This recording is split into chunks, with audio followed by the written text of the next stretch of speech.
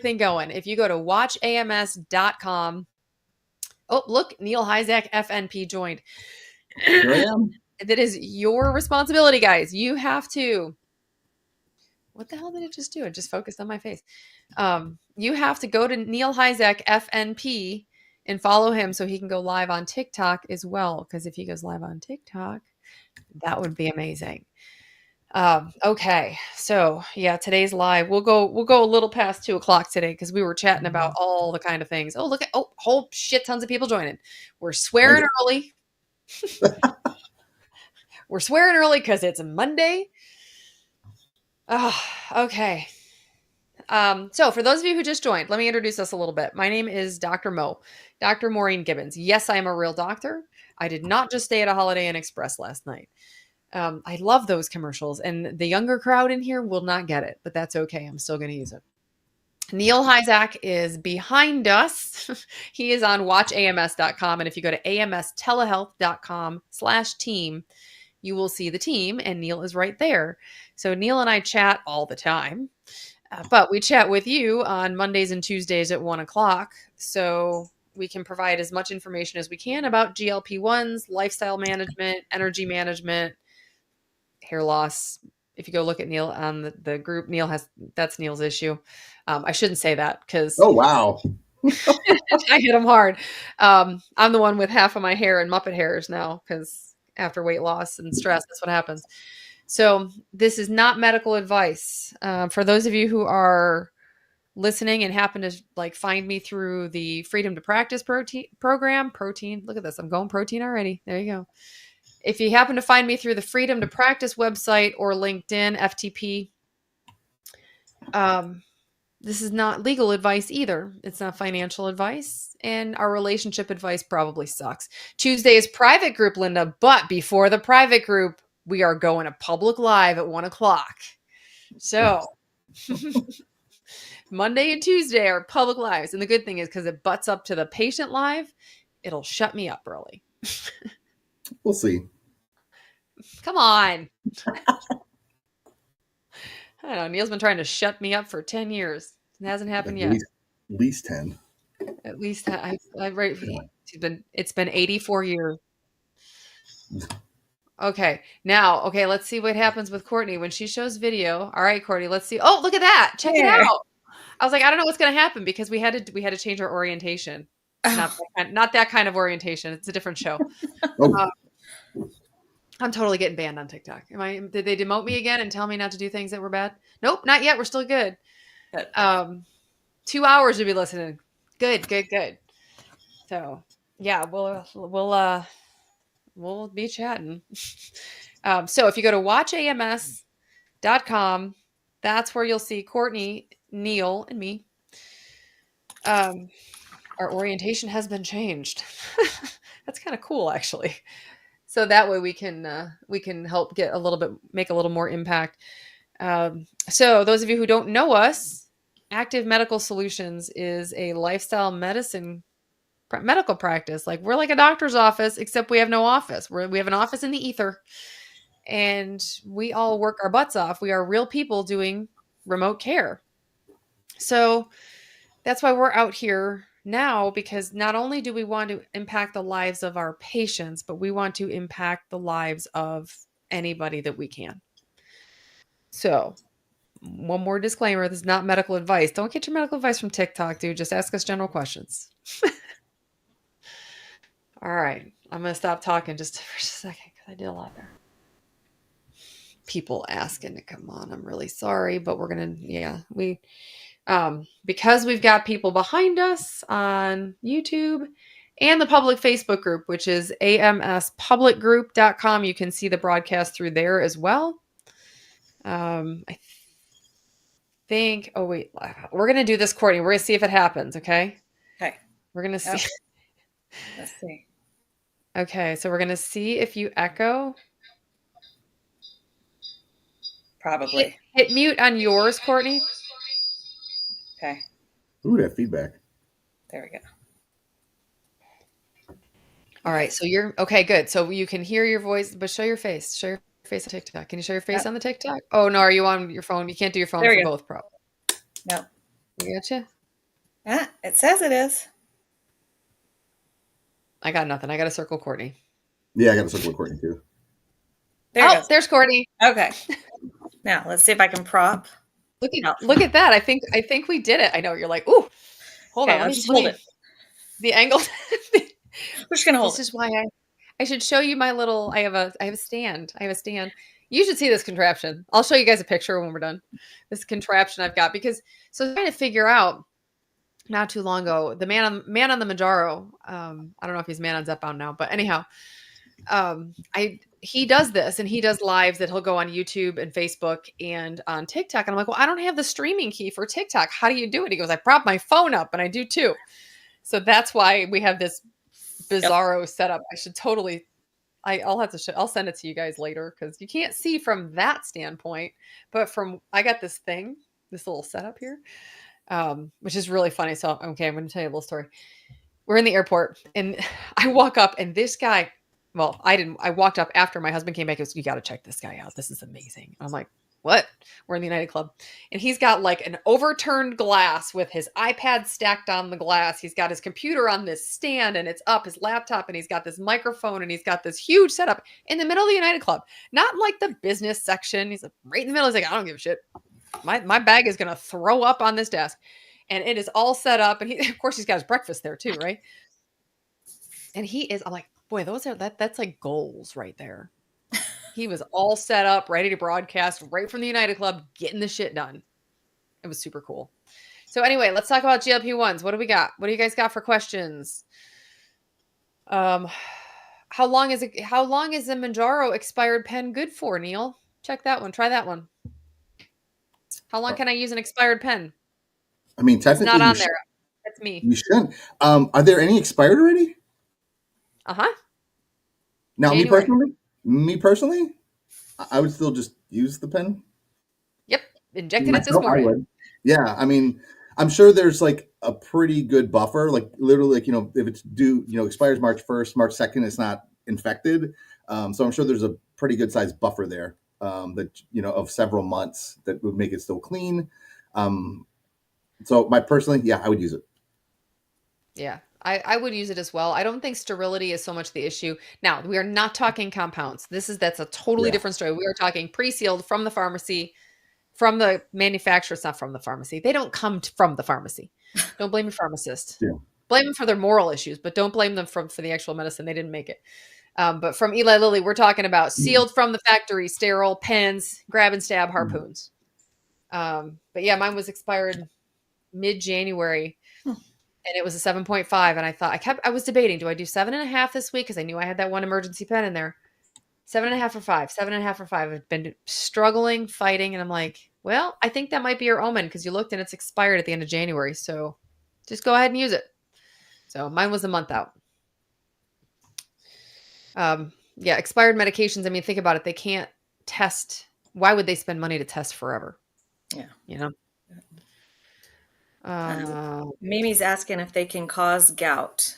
I- I don't think it's a causative factor. However, being on GLP-1s, you have the potential to become a bit dehydrated, which could worsen gout if you already have gout. So any provider should definitely recommend that you stay very hydrated, get in some electrolytes. But as a causative factor, I have not seen anything on GLP-1s being a causative factor of gout.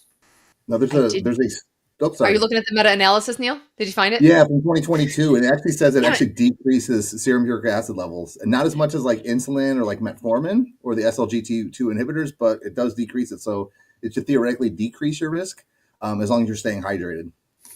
So why don't we have everyone on metformin that has gout? Because they're all metabolic nightmares. Beer drinking metabolic nightmares. Red meat eating, beer drinking metabolic nightmares, right? I Like think because a lot of people don't tolerate it, they don't like it. we can fix that. Well, yeah, I usually extended release a lot of times and going slow. Right. There's that whole fear of the kidney problem. There's so many people that are worried about kidneys and lactic acidosis, which is rare. It is a risk, but it's pretty rare. Um, and the extended release is very well tolerated and inexpensive.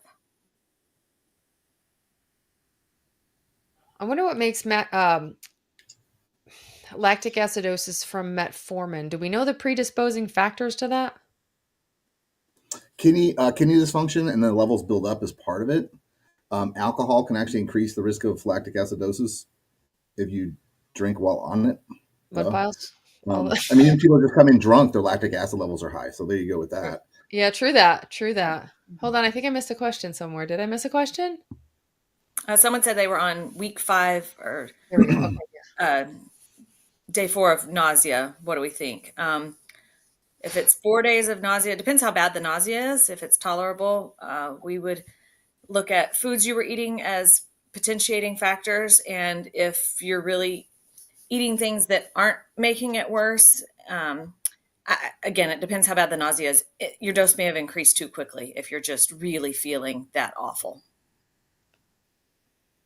Or it's possible you just didn't have significant appetite control with the lower dose. And then when you went up, you're still eating a little bit too much, Mm-hmm. causing that little bit of discomfort and that nausea.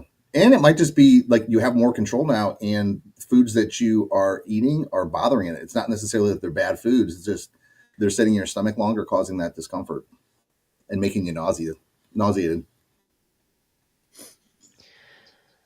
Somebody asked if the 7.5 was effective. Yeah, I ate a big lunch because my brain was a disaster, and I was just like, I'm fine. I'll just eat this whole thing. It's right in front of me. That was a horrible idea. So yes, that's perfectly potent. I'm looking at this article from New Zealand, oddly, about metformin and fatal lactic acidosis. I mean, because let's be serious, it's really what we care about: dying. It's a useful but a small risk of potentially fatal lactic acidosis. So, like this guy had renal and cardiac disease. Was prescribed metformin for glycemic control. I would almost never use it, especially now as a primary glucose controller.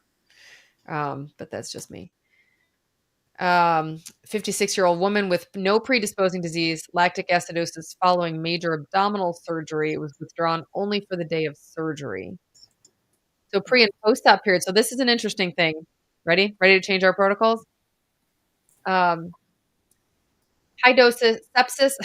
Jesus Christ, sorry. Sepsis is a risk. Yeah, no shit. Sepsis, high doses, increasing age and dehydration, fasting for surgery or IV contrast, which we know it should be ceased at least 48 hours prior to the procedure and not restarted until the patient is eating and drinking normally. So I wonder if people are going to get their colonoscopies and such, or having surgeries, if we should do a practice-wide protocol to stop your metformin the week before. GLP-1 2 weeks before, metformin the week before to be really safe. Yeah, Yeah. I not think a bad. that's kind of a good idea. Yeah. Okay, let's grab other people's questions. Sorry, you guys can read. I'm gonna go put that in the hub.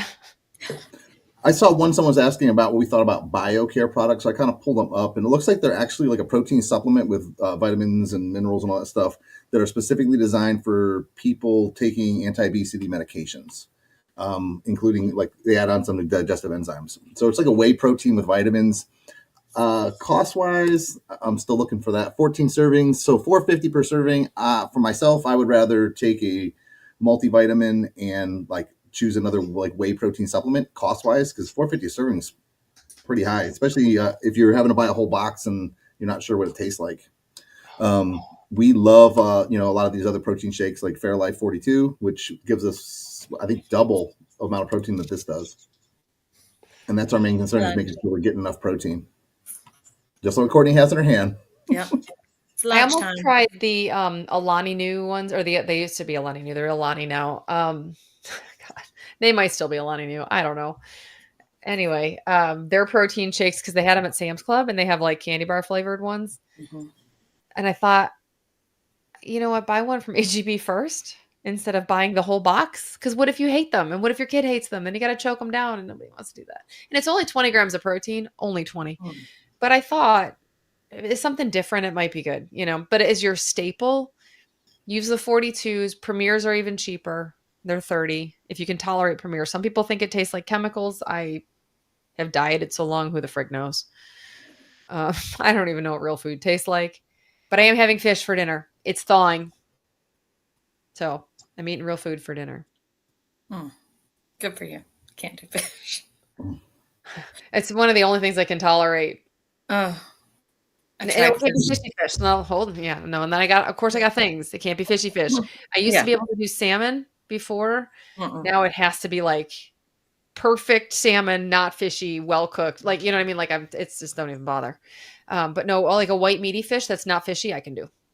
Yeah, we tried to split fish at a steakhouse the other night. Should have just gotten the steak and split that. But I tried with my sisters to split, three of us splitting one piece of fish and one pasta dish because we don't eat very much.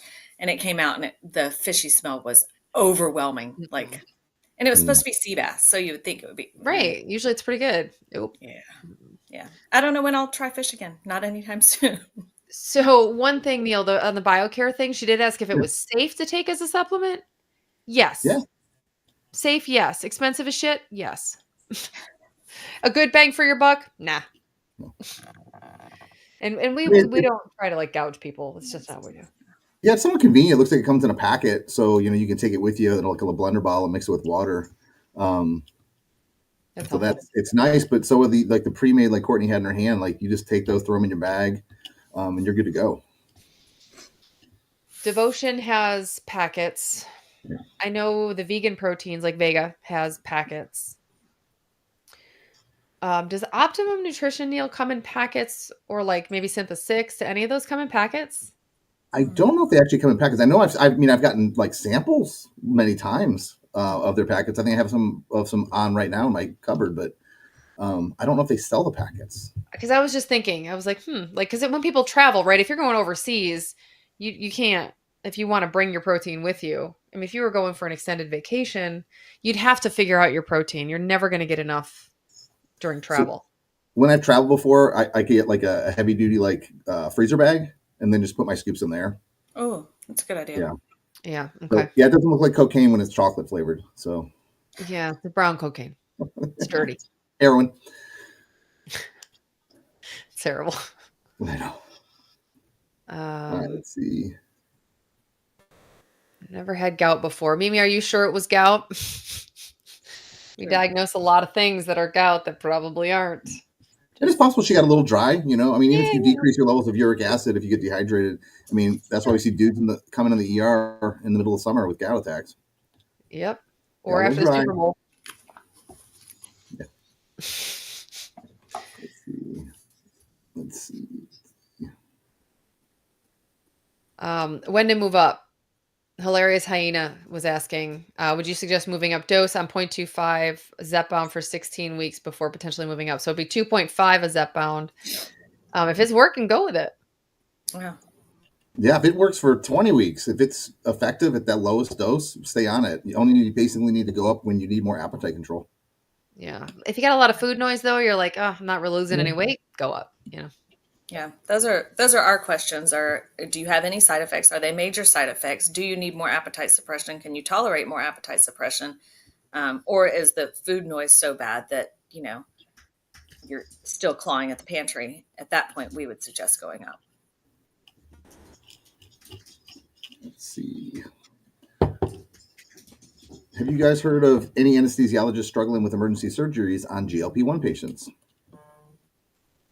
I haven't heard Yeah. anything. Shitty media reports with articles are the only things I see, with somebody said there's risk of aspiration. Well, there absolutely is with that's why we do what's called rapid sequence intubation. Super fast, go down fast and in fast because it's always chicken and rice, man. Always. And that's if they're gonna puke, it's always chicken and rice. I don't get it. And with peas. Ugh. Ugh.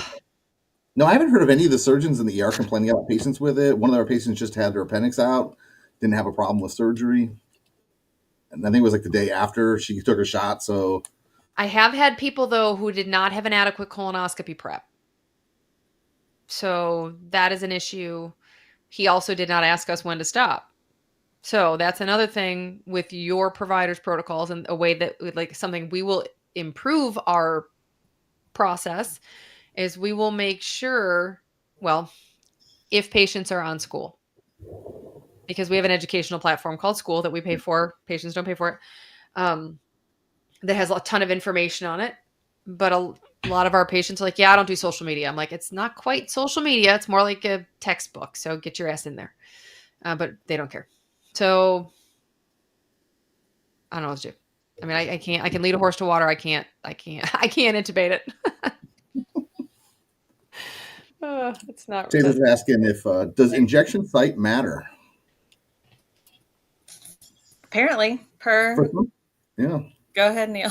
Yeah, for some people, yeah. Some like I think Dr. Moe, you tried the back of your arm and you had like no appetite control and side effects. But when Yeah, a you did bunch of your abdomen, diarrhea and why can't I pin this comment? yeah, but when you did the regular abdomen, you had no problems. Some people get better appetite control when they switch locations. Some people just get more side effects. Some people it doesn't matter. So if you're having like bad side effects, it's worth a shot to experiment and try a different location. It might work better for you. Yeah, across populations in the studies, it shouldn't matter, right? It should not matter. It's a subcutaneous medication. It shouldn't matter. It straight up does within the individual. So, and that's in the studies as well. I got to do Stacy's question because I can't pin it and I'm annoyed. Weight loss. Can I skip up to 12 and a half from 7.5? You can. You can do anything you want. I mean, I went from 5 to 7.5 today, and I do that quite a bit, and I'm going to struggle. I can feel it already. Like, Yeah, when we had shortages, we did it, pretty frequently. Patients had to go from 7.5 to 12.5. If they had no side effects, we kind of made the jump. If you have been on that higher doses before, it probably shouldn't be as big of a problem to make that big jump. If you're having any side effects and taking that big jump, it's probably not wise to do. And if you can get 10, I would much rather go up more slowly than making the big jumps because the risk of side effects is very high. And then you're stuck at a dose you can't use. Yeah.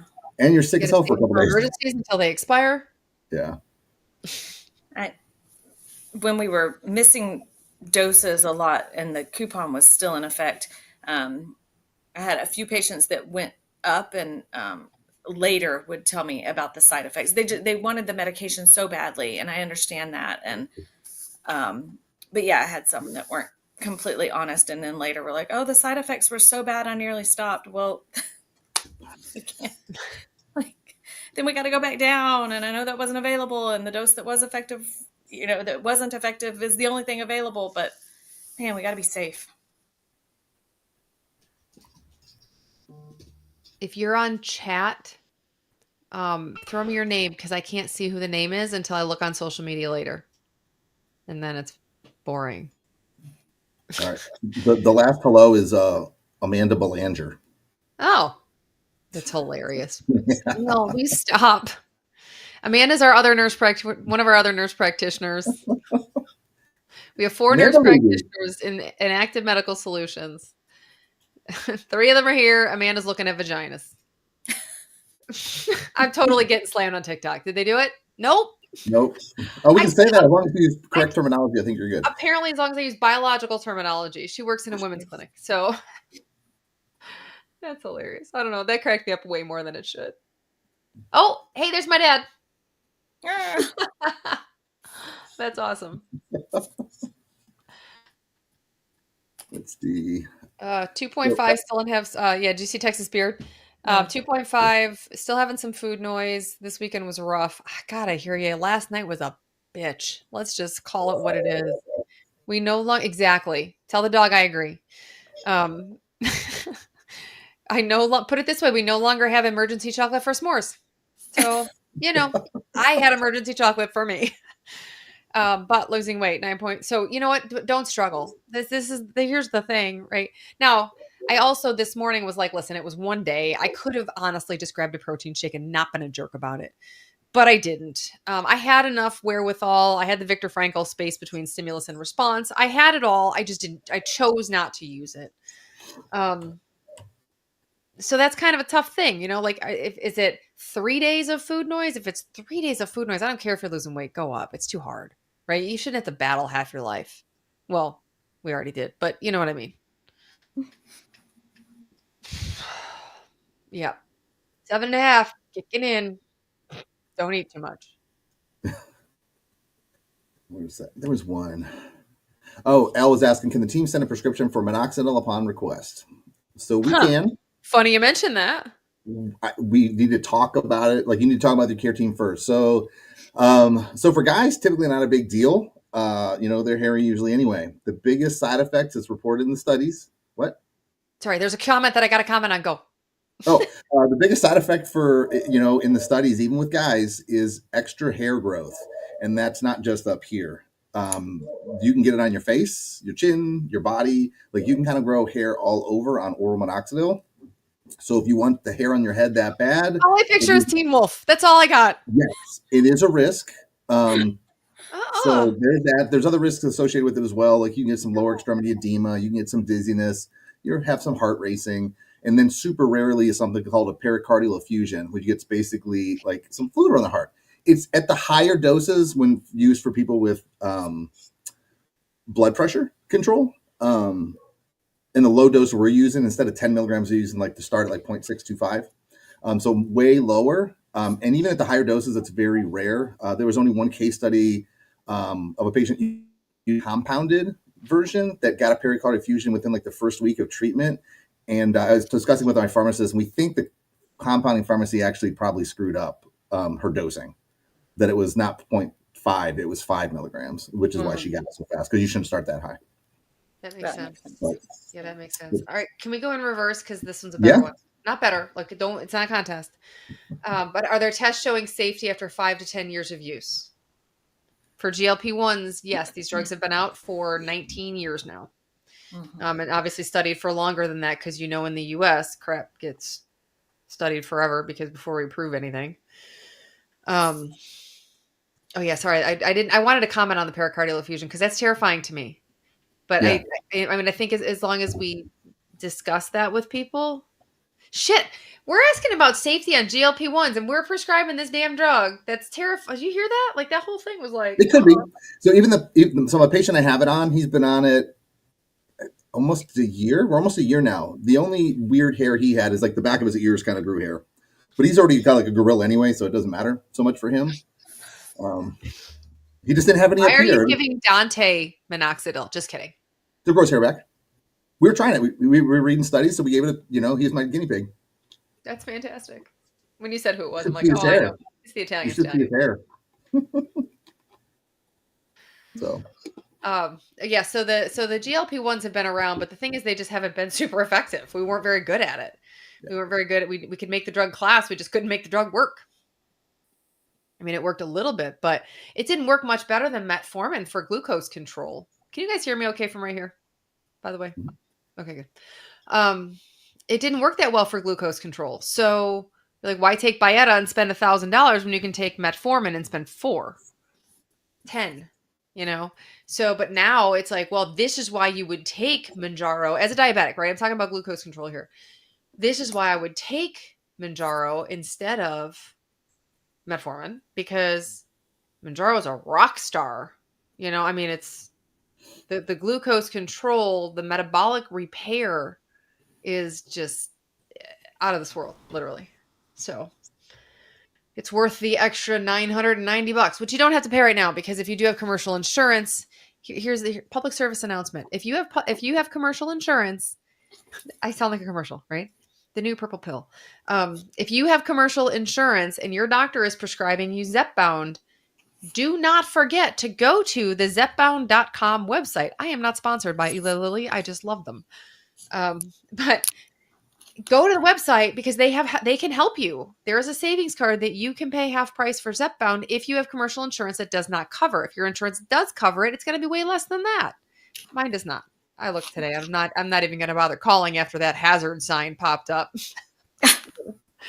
Literally was a hazard sign. Your plan does not cover this medication. Okay. All right, helpful. Guess we're just going to keep going with the compound. It's all good.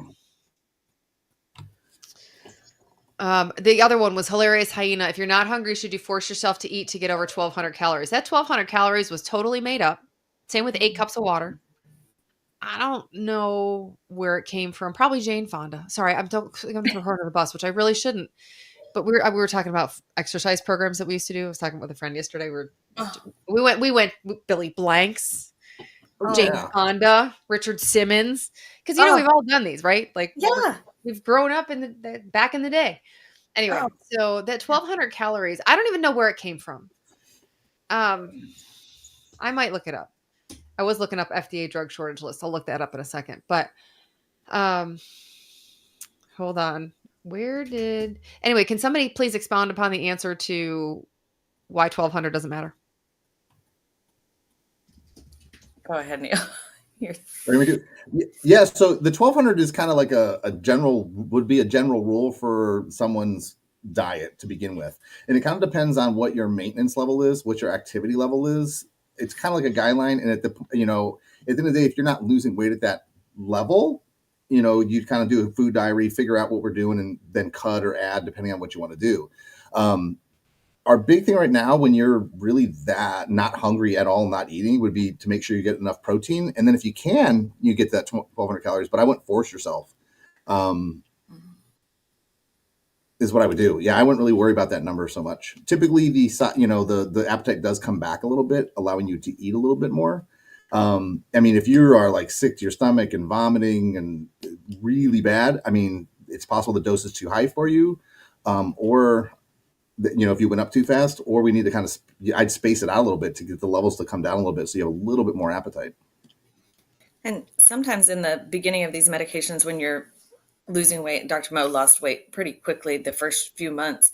If you're not feeling terribly weak, I mean, if you're feeling weak and you have no energy and can't do anything, then we would want to look at, adding in some calories. But for a lot of us, the, pardon me, metabolic damage from so many years of this yo-yo dieting, eating 6,000 calories one day because our food noise was crazy and then dropping down to 1,000 calories the next day and doing this back and forth. The metabolic damage was so great that it may take a drop in less than 1,200 calories for a bit of time to kind of reset that, calibrate things.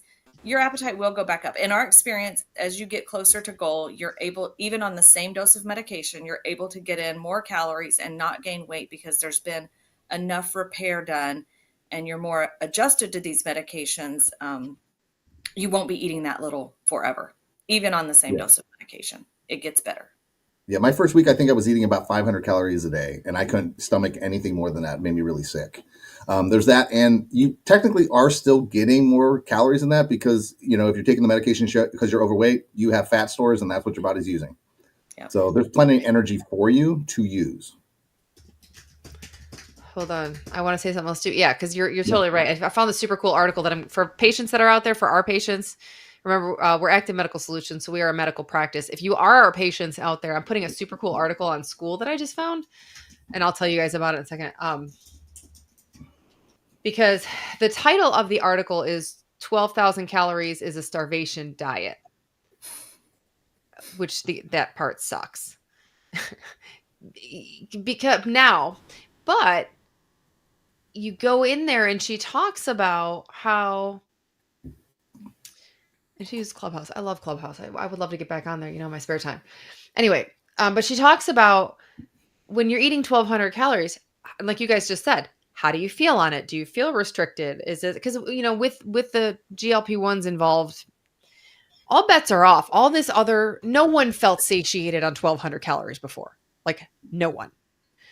That's why we're all overweight. So at least 70% of us didn't, because well, that's the like obesity rate. Anyway, whatever, lots of us.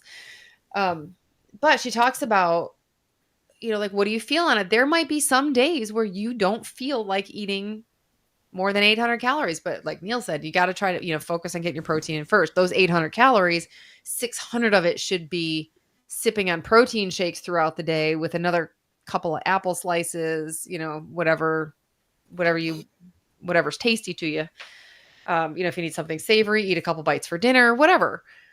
But that's what you're ingesting. It's such a double-edged sword because we talk about how, yes, you have to eat less than you burn. You have to eat less than you burn to burn the fat stores you've had, right? Like I explained to the 10-year-old, fat isn't like some just ugly ass thing that we put on our bodies. fat is excess food we ate that our bodies are storing for the future. Well, the future is now, and now is the time to use it. So, when your body, when you go into it's that starvation diet, first of all, there is no starve mode. Okay, first of all. And second of all, if there was, well, never mind, there is none. Just we're just gonna go there. Um, but if you don't feel like eating, or if you ate a lot yesterday, especially on the GLP ones, like just now, because I told you I ate a big lunch, I'm gonna regret that. So it'll be lots of hydration for the rest of the day and not much food. So, um, yeah, I mean it's not. Yeah, no. Don't force yourself to eat. Allow the drug to work. Allow yourself the mental freedom of not having to think about food all the time. We are not only used to thinking about food because of food noise, we're used to thinking about food of how many calories should I be eating? How much protein should I be eating? Did I get my vegetables in? I need 7 servings of vegetables a day. If you're on Manjaro, that diet ain't going to work. 7 servings of vegetables a day. Could you freaking imagine? You would have so much stomach pain. Everyone would be in the ER. Yeah. Okay. I'll be quiet on that one now. All right. Oh, no, no, this is so triple dad. My experience with GLP-1 seems so different. How does it seem different? Tell me. Will there be a loss of muscle? Yes, there's a loss of muscle with any weight loss because you're not holding up as much anymore.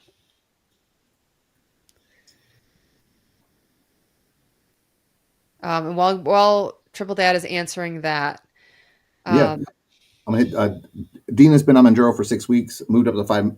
I'm guessing 5 milligrams. Haven't lost a pound. Should I be done with it? No. I think you should, if you're not having appetite control and you're not losing weight, you're not having side effects, I would say you probably need a higher dose. Courtney needed about 7.5 before she really got good appetite control. So you just haven't found your dose yet. yeah, we've got some patients who don't hit any appetite suppression until 15 milligrams for like 3 to 6 months. Yeah. It's And my my experience was very different than most people, even on 7.5, which has been my dose for a long time. It was a reset in my brain to serve myself less food. I could always eat. I could always overeat the drug. I mean, it was very seldom that I was like, "Yep, can't do anymore." I really, really had to listen to. I didn't know what satiation felt like ever because I had overeaten for so many years of my life that I didn't have I had an overfull switch and a hungry switch, and there was no in between. So even on medication, even on a dose that was good, I could overeat it. I could eat at any mealtime. Um, Food noise was better. I could walk by cookies without wanting to eat them. But as far as a meal, it was really time to reset my brain and go, okay. And it took a hard talk between me and Dr. Moe that something had to give. And I had to, like, literally, if you want to lose weight, that dinner that you think is a good portion is going to have to be cut in half. And that's all there is to it. And then I lost weight and I was still fine. I wasn't hungry. I just had to retrain myself. oh, lots of good questions. So triple dad said, so triple dad did what we all wanted to do before we got on these meds. I can't do keto personally. My energy levels are in the toilet. I can't get a damn bit of workout done. I'm miserable. I don't sleep well. There's like 18 different reasons. And yes, it's been shown that, low carb in females is not as useful, I guess. Um, so we talk a lot about the Mediterranean diet. It's just been shown to be the overall healthiest diet for cardiovascular health and longevity. But we don't espouse a certain diet. Like if that works for you and you like it and you can do it forever, freaking run with it because you are going to have less food noise with less carbs, without a doubt. I mean, that's hormonal. But you can eat less, more by choice and listening to your body. That's like the holy grail right there. Last night I just ignored my body and said my brain wants chocolate. Oh, and as for that time of the month, because somebody had mentioned it's that time of the month, I have no damn idea. I think I still ovulate, but I don't have a uterus, so who the frick knows? We've heard patients like that, like around the time of the month, they have to increase their dose that are uncompounded because they have a lot more food noise and a little bit more difficulty. I should probably track that, huh? Well, the thing is, so I'm gonna bitch for just a second.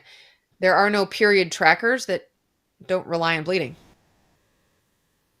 Like, give me a period tracker. Somebody, if there's an app developer out there, come on, give me a cycle tracker for people who've had a hysterectomy. Not the ones where you're put into menopause, but the ones where they just took out the organ that bleeds. Like, I need a little help. Because like all these, these postmenopausal things, I don't freaking know. And I'm not gonna go in every 6 months to get my blood work tested to see if I'm Yeah. in menopause. I'm just going through my shit, I got things to do. Anyway, okay, there's my All right. TMI. Sorry. Somebody get name app thing. All right. Taylor's asking, what advice do you have for someone that's scared to start due to the side effects? Oh, can we do we really need to eat all that protein? Sorry. Yeah, let me answer this one because it's quick, and yes, we do. Just do it. Yeah. Just take it. Probably more So than the you big think. things, yeah, don't be scared. There's lots of people that are scared, and you don't know if you're going to get any side effects whatsoever. I've had patients that have had none the entire time, other than a little constipation. Biggest things you can do is on the day of your shot and around your shot, just don't eat a really big meal. That'll help a lot with the stomach upset, the nausea, the stomach pain at first. It gets And better. that's the big thing. It gets better for most patients. The side effects go away. Sometimes they come like not on the first dose, second dose. It's the third dose. So Never get any. But you yeah, don't hear about those people. The media doesn't think they're that interesting. And Go I ahead. would suggest use a provider that you can communicate well with. If you're scared of side effects, I would not suggest going into somewhere that they're just going to give you a shot, pat you on the head, and see you next month or next week or never. Or someone that's going to see you in 90 days and not really follow up with you. Go to someone that you have access to, that you can talk to, and that's experienced in managing the side effects of these medications, because it is a bit of an art to adjust things. So the reason for needing all of that protein is because a couple of things. Number one, you want to mitigate your muscle loss with weight loss. And the only way to do that is protein and strength training. Make sure you talk to your provider on that, on, activity clearance and all that goodness. And make sure that because you want to deposit that protein into functional muscle. When your body breaks down protein, here's the second factor, it takes more energy to break down protein than it does to break down carbs or fat. So you actually lose. So if you ingest 400 calories of protein, you will burn 100 calories in burning those and converting that to usable fuel. Remember, your body, like we treat food like it's a security blanket, but it's actually for fuel. So when you ingest that protein, you of course want the building blocks. So you give it to the building blocks, but it is used as energy as well. It is broken down and used as both. So the energy expenditure to use your protein will actually cut. You can eat more. You can eat more, which is a little less important with the GLP-1, but eventually, trust me, your appetite's going to come back a little bit, or you won't be able to lose any more weight, and you need to increase. So you would kind of look at that and figure that out. But the biggest thing, especially as we age, we do lose muscle mass as we age, both due to sedentary lifestyle and hormonal factors. So the goal is to minimize that loss of muscle. 6 weeks and no side effects. Good Awesome. job. PCOS, cardiomyopathy, pre-diabetic, but my doctor won't prescribe because it doesn't matter what comes after the because. yeah, Yeah. Sorry. it's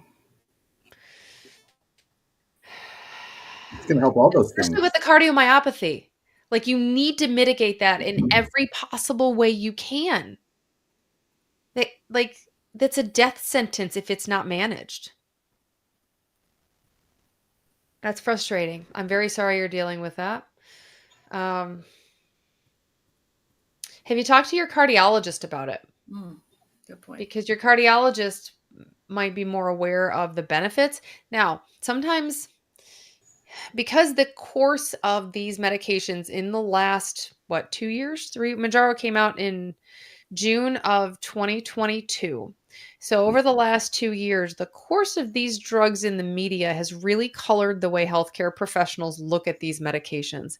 Instead, could you imagine if there was no media circus and these medicines came out without Ozempic face or Ozempic ass or anything? Could you imagine the difference it would be? This is why when you go to jury duty, you're not allowed to discuss things on social media, especially because people get their opinions colored by things. And if they hadn't positioned these drugs to be an easy cheater way out, so dangerous.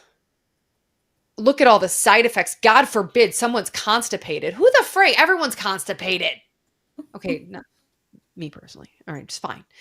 But like the point is, probably a third of the population, I'm totally guessing this is not a stat, a third of the population probably deals with constipation, right? So who gives a shit? Ha, literally. But Ah, pun intended. But my whole point is if the media had not colored this and actually infiltrated itself into the minds of healthcare providers, someone would look and say, oh my gosh, she's got PCOS, she's got cardiomyopathy. This damaged heart is pushing against miles of extra blood vessels because she's overweight. She's pre-diabetic. She needs the weight reduction. And it's risk benefit, right? The benefits of removing that stress on your already damaged heart that the Frank Starling curve is crying for God's sake.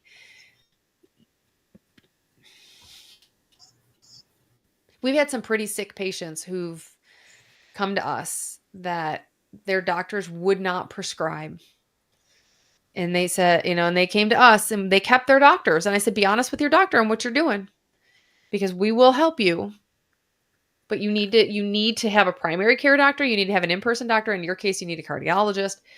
Um, I'm sure you have a gynecologist. I hope you have a gynecologist. If you don't, you got to keep the lady bits healthy. Um, but we've worked with some pretty sick people as a group. We've decided that people need us more than they need the stigma of being stuck behind a provider who won't give them the care they need. That was heavy.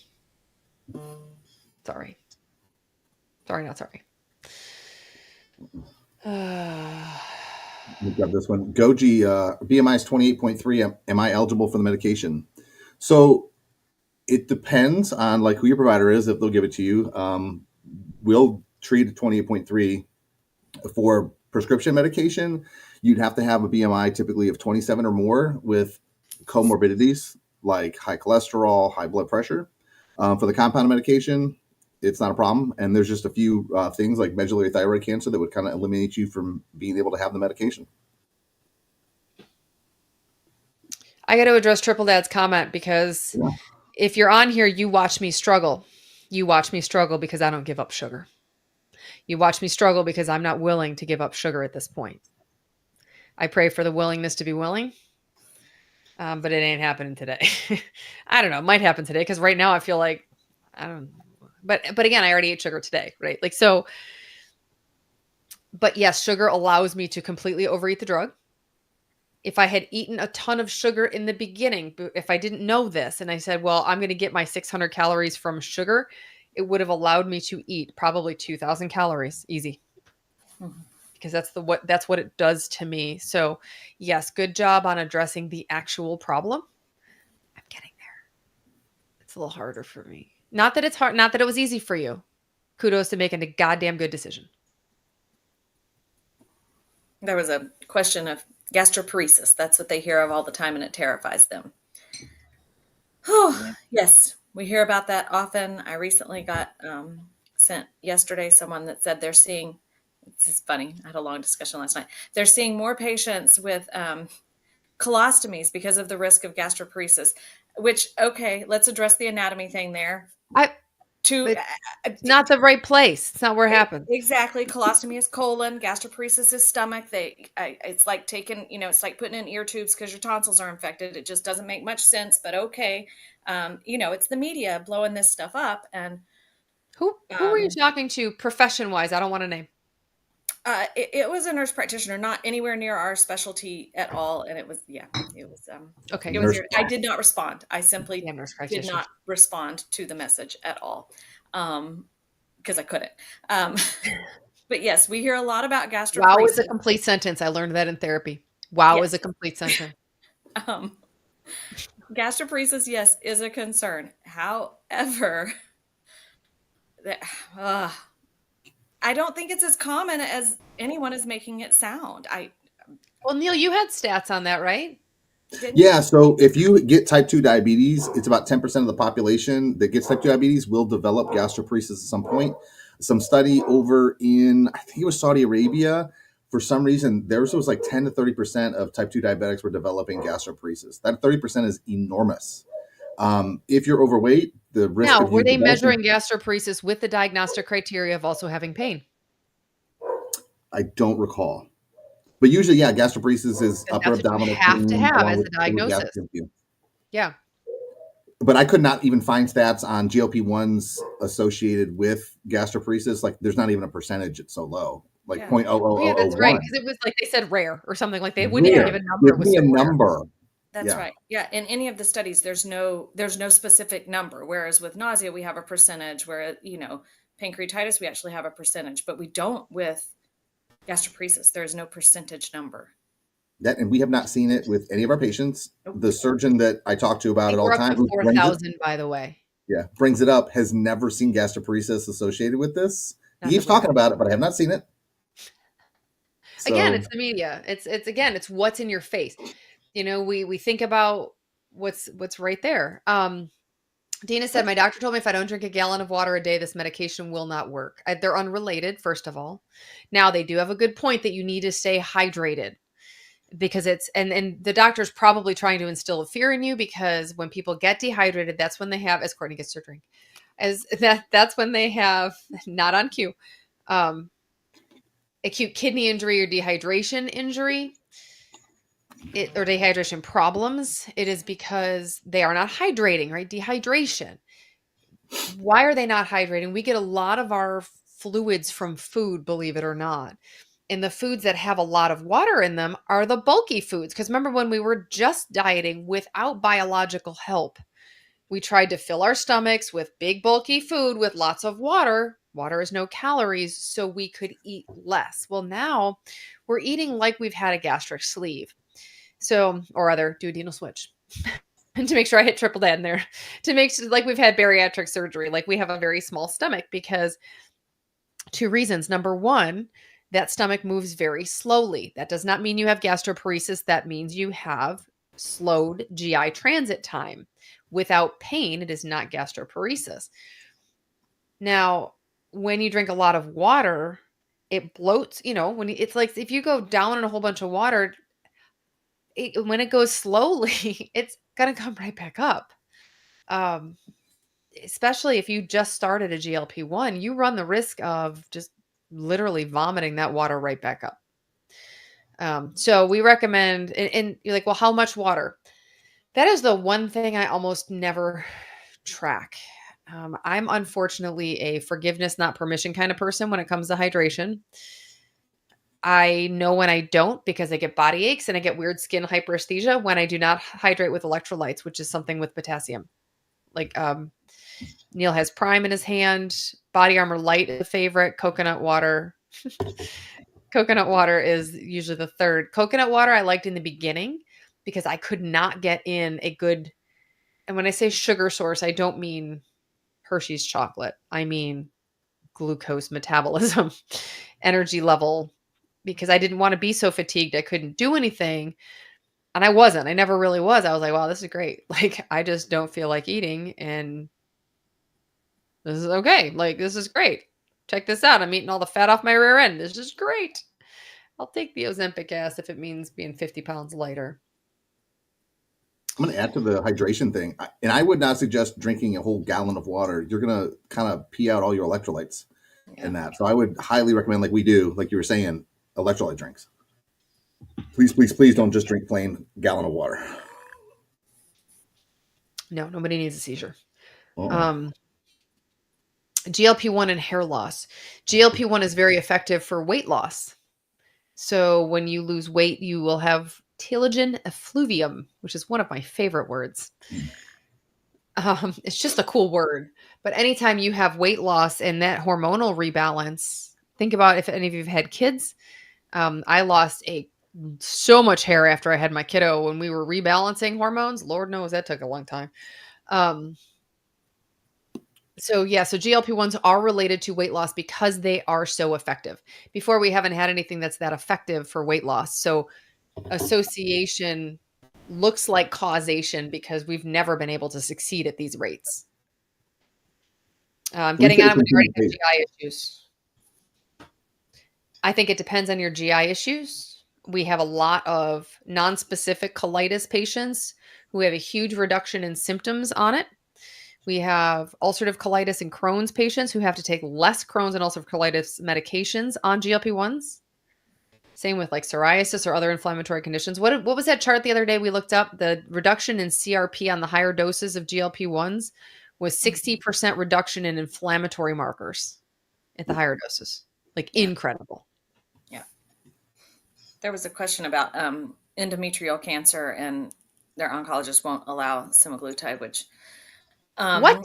um, so obesity is the leading causative factor in endometrial cancer, um, as well as what 12 other cancers. Mhm. Um, and I don't know, perhaps get a second opinion because I've consulted with three oncologists via patients who have all not only approved this but recommended it, and one of them is in fact asking how they can get in touch with us to send more patients to us Oh, to help with GLP-1s. So um, yeah, some of the oncologists are really on board and understand how much obesity affects their patients. it's a um, hormonal store, like it's a hormonal related cancer. yeah, Hormones are fat stored. yeah, Okay. yeah. Occasional cocktails. I need one. Just kidding. Occasional. I Depends would how say often occasional is. Okay, I'm gonna tell you a funny story. I had a patient, old guy, came into the ER and obviously schnockered. I mean, just not. He was having a great day. And I said, "How often do you drink?" I was a young pup. Okay, ignore me. I was a young pup. And I said, "How often do you drink?" Occasionally. I said, "How often's occasionally?" He goes, "About every half hour." So that's I his think occasion. that's his occasion. So I really think that we have to define, and we've had what, four patients with pancreatitis on Mhm. GLP-1s, and every one of them like would say I'm a social drinker, for example. And I'm not throwing you under the bus, but if it's a valid thing we have to be honest.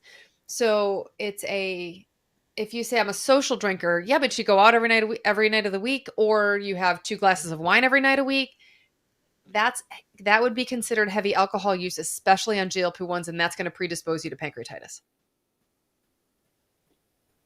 An occasional cocktail, champagne on New Year's Eve, glass of wine on your birthday, that's no problem at all. Unless, of course, you're an alcoholic, then don't drink at all because it's dumb, right? I know. I'm getting there to giving up sugar. I'm getting there. Hi, BJ. BJ's saying hi. Hi, BJ. Even though you forgot about me. She can't see your face. She hadn't listened long enough. There was another question. Someone said they thought that GLP-1s caused bowel issues twice and pancreatitis once. With the pancreatitis, the four people that we've had, again, it was a correlation between alcohol use and pancreatitis. I'd also ask if it is Or if you have a gallbladder related. gallbladder. Yeah, Mhm.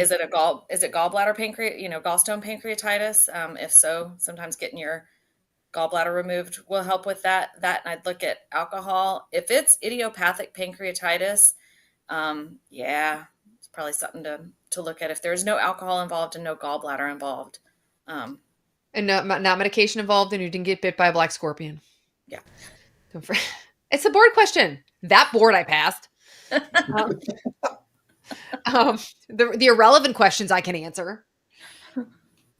Um, yeah, and I've had actually good friends that they had gallbladder pancreatitis, knew the inciting factor because you get gallstones when you're fat or you lose weight, so you're kind of screwed either way, or you're female or in your 40s. I'm like, great, that's all of our patients. Or fair skinned, fair skinned. Oh God, I did not know the fair skin one. I didn't know there were five Fs. Yeah, yeah. Um, see, I learned something every day. Um, but yeah, and once their gallbladders are out, people take the meds usually just fine. But Neil, didn't you read about pancreatitis where it was found that there was no increased risk at all? Correct. Yeah, it was. I think it was Endocrinology Society that was trying to still have their members give their patients these medications for their diabetes control because they're so effective, and the risk really isn't there if they've already had pancreatitis from another cause. So it's worth trying it again on them. So yeah, if you've had pancreatitis from some other reason, I still think it's okay to keep going. Yeah, if you've taken care of that reason, right? So if you have Yeah, alcohol, even if you have alcoholic pancreatitis, I would be willing to try if you're in recovery and you're not drinking anymore.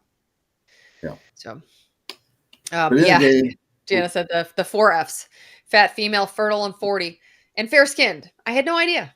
I'm super excited that I learned something new today. I don't see that much, but maybe it's where we live.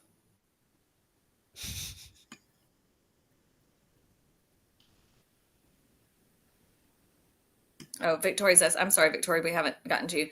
Now that my side effects are gone 4 weeks in on the 7.5 dose, my appetite is less suppressed. Yep. Probably time to increase that dose. If you're not having side effects anymore and your appetite is not as suppressed, that would be an indication to increase your dose. We're live on YouTube. Oh, that's right. I paid. I was about to say I was we're going to over an ask hour. you I'm increase like, because we're it's not. going over an hour. That's so funny. I forgot I paid for it. Oh, Angie asked how common is pancreatitis on the medication. So, in the studies, one person in each group, like the low dose, the placebo, and the high dose, each group got like one person had pancreatitis. So that includes placebo. So one person who wasn't even taking the medicine got it. So it's pretty uncommon. We have not seen a patient get pancreatitis other than drinkers. Yep. And we've had out of that, we've had about 4,000 patients come through almost. And it was 0.1%. And each one of them could be linked to heavy drinking. Um, so that's a pretty good, and that's anecdotally, that's a pretty good guy. Why are we not doing studies? I'm just saying. Yeah. Well, we You know should. why? Because we're too busy saving the world and we don't have time. Just add that on to everything else that you do. Let's just publish a study while we're You know at what? it. That's how my dumbass brain works, though. We should really do a study.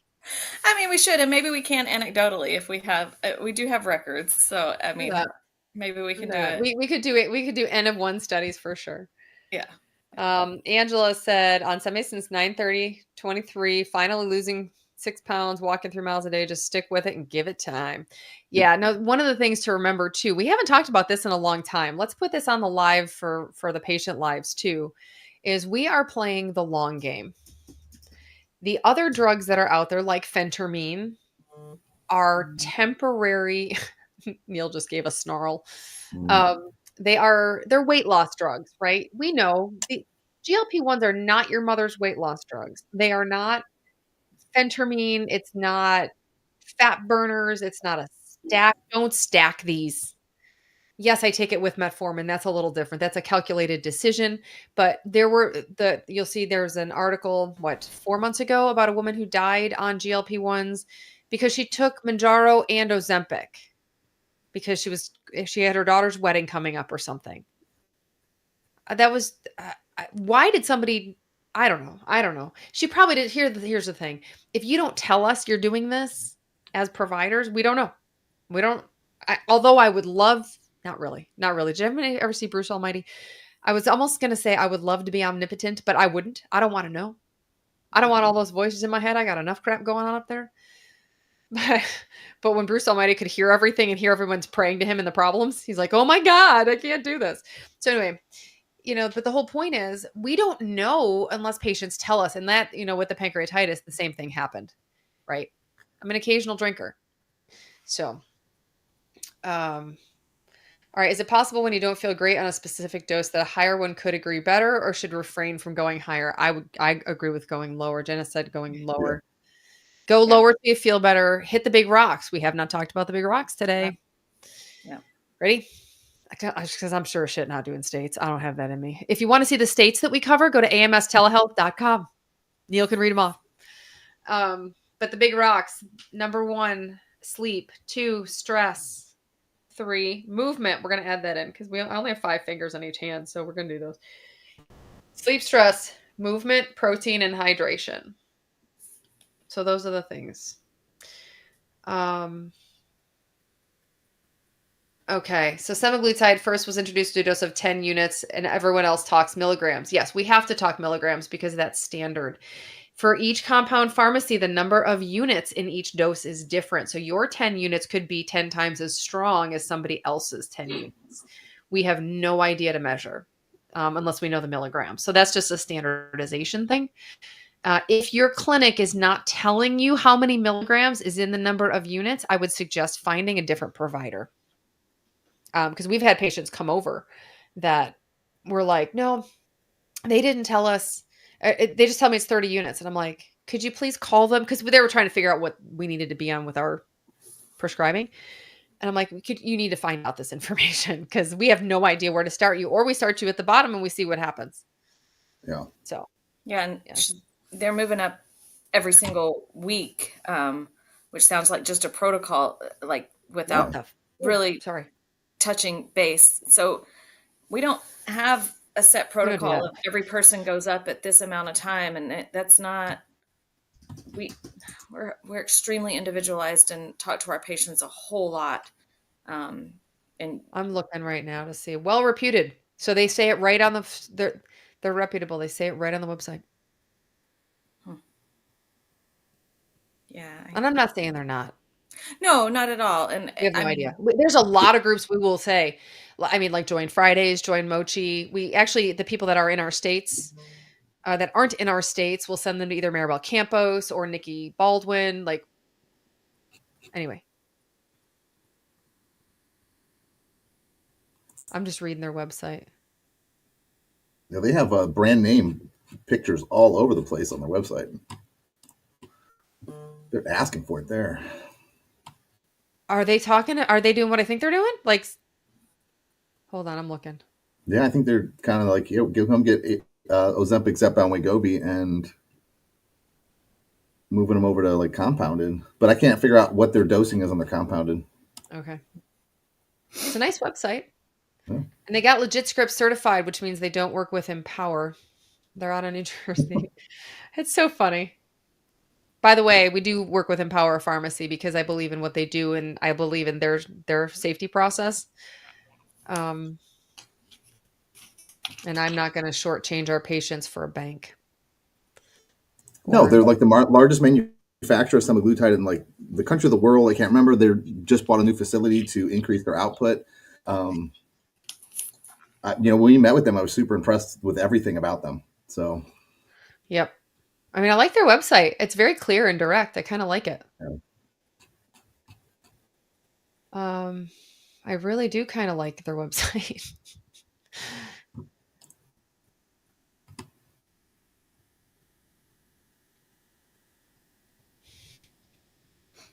Okay. Yeah, I don't know. But the bottom line is go with it. You know what? And it could be great. Go with a provider you're comfortable with. Go with one who talks to you. Go with one who listens to you. And if they don't listen, keep talking. um, yeah, and just and it might just it may just be a simple like not a misunderstanding where they're just like, no, we just tell you units so people don't overdose because they might be safeguarding when all you have to do is ask, hey, how much is in 10 units? Yeah. So could be easy like that. Sunshine is asking, what can the added metformin help with? So the metformin does a couple of things. It helps with the GLP-1 itself working better. It decreases how much sugar your body absorbs and how you metabolize it, and it helps your stomach stay fuller longer. So for some of our patients that are either at max dose or can't afford to go up in dose for compounded, it's a very cheap alternative to give a little bit more appetite control. And it's dirt cheap.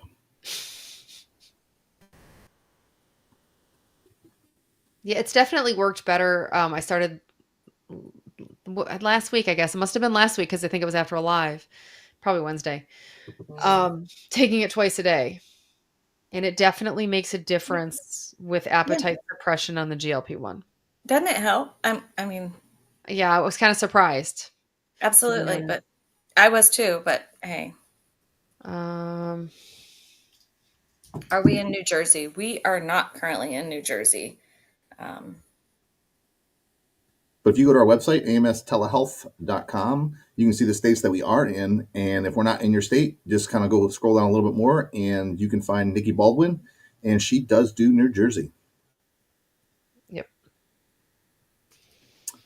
Thoughts on Thought a diabetic with kidney disease, stage 4, and Mounjaro. Monjuro?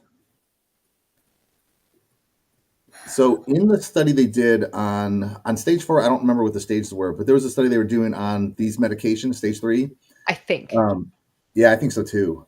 With kidney disease and these medications, they were testing to kind of see if it caused kidney damage. And what they found was it actually improved kidney function so much they actually stopped the study early because they felt it was unethical to give anybody placebo. So it actually improves. In stage 4, I'm not sure, but in this study, it actually improved it. I'm not losing on 7.5 and I'm doing everything right. Sorry. It's hard. If you're not having side effects and you don't have enough appetite suppression and you're able to do everything right, it might be time to talk to your provider about increasing your dose. I'm sorry, it's hard. It is hard. Hang in there. It does get better.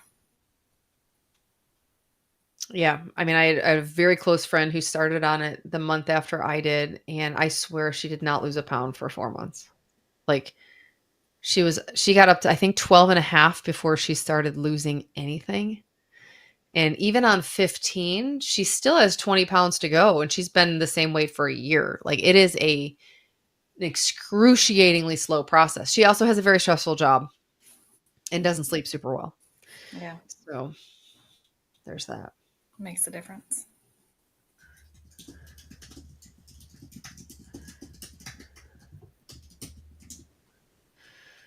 All right, let's see. All these doctors are telling my mom no, she really needs Manjaro. Yeah, I don't disagree. Yeah.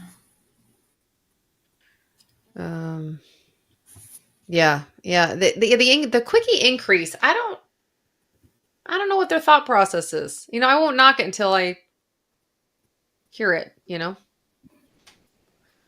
Because I mean, unless you want to make people sick, right? And if that's their thought process, I'll knock it all day. Unless you're going really, really slow, like, they went from like 0.25 dose to 0.5 dose, and then they're just going up very slow, like another 0.05 each week, Could be. you know? Let's see. Went up to 7.5, not losing, but a lot of side effects, thinking I should go back to 5. If the side effects are really bad, sure, go back down. You might, I mean, not saying 7.5 won't be a dose later, but if Later, it's causing right? a lot of side effects right now, yeah, go back to 5 until those side effects are managed. And then if you need to, you could go back up. Yep, I stayed on 2.5 for like 3 to 4 months, and then I went to 5, and it was way too soon. I think I went up at like month 3 or something, and it was too soon. I felt horrible. Then I backed it back down for another month or two, and then when I went back up, I was like, okay, now I'm ready. Like I could just tell. Um, so that's interesting. So this is why you can't use protocols. 7.5 was awful, but 5 was good, and 10. We can't explain it. People have their dose, and Yeah. sometimes it's more than one. Um, like I mean, I took 9.4. What was that? Nine something. 1.2. It felt better than 7.5, to be honest. Like I didn't have because, and you're like, well, why do you go up? Well, I go up because sometimes my food noise takes over and I can't do things. I it interrupts it kills my productivity and hurts my life. So that's why I didn't always do this until Neil just harped on me and was like, just increase your dose for just a week. Give yourself some friggin' relief. And that's very occasionally I'll do that now. So, anyhow. Someone else asked, they were going up to 12.5. What are our thoughts on it? It's extremely individualized. What's 12.5 is great for some people, too much for others, and too little for others. So it's highly individualized. Again, the way we practice we do not have a set protocol that every person increases at this many weeks or this many months, or we're going to get everybody to this dose. It's extremely individualized, and our goal is to find what we would consider your dose, where you have minimal to zero side effects, have good appetite suppression, good control of food noise, and are steadily losing weight. Even steadily losing weight is different for various people. Some people, steady weight loss is 1 pound to 2 pounds a week. Some people, it's 1/4 pound a week, and it's just a steady loss. Everybody is different. N equals one, to quote Yep. Dr. Moe. Everybody's different. I mean, it really it's just so hard. And even the same person, like for me, like I said, it changes for me based on what I've eaten, how I'm sleeping, if I'm stressed out, what my activity level is. I mean, I can probably handle what I ate for lunch today because I worked out for an hour this morning and I've got another half an hour later today. So the side effects will be much better. The side effects are much better for me when I funny that when I exercise and move, when I use the extra food I ate, right? I know. Just call me Dr. Obvious. It's off thyroid med, blood pressure med. It's freaking amazing. That's awesome. Um, Stop losing at 10. I've lost 67. What product am I referring to? So we are, oh, well, let's go back. Depends. We're talking about lifestyle medicine, weight loss, GLP-1 medications, other associated medications that we use for longevity, like metformin. But the vast majority of what we talk about is either semaglutide or tirzepatide, because those are obviously the big ones in the media, the big ones that everybody are doing because they work, which is pretty nifty. Mm-hmm. Yeah, some people can never go off thyroid meds. Some people can't go off of GLP-1s. Yeah. Yeah, I'm not gonna. That's for sure. How does a person figure out what the numbers on the scale should be? Go by BMI number. So the BMI will correlate somewhat to population-based health risk. Body fat percentage is a better option. Um, but the three of us will tell you too. It's where you feel the best, have the most energy. Now, if you tell me at 100 pounds overweight you feel fine, I kind of think that's you don't know what fine feels like. I mean, I don't to be totally blunt about it. So because there's a range, right? There's a health range for everyone, and we all know how where we feel the best. Bert is asking, have you had many patients where semaglutide works better than tirzepatide?